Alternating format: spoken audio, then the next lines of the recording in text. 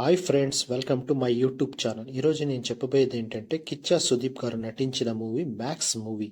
ఈ మూవీ ఈ మధ్యనే క్రిస్మస్ రోజున రిలీజ్ అయింది. ఈ మూవీ అయితే చాలా సూపర్ హిట్ టాక్ అనేది వచ్చింది అనమాట.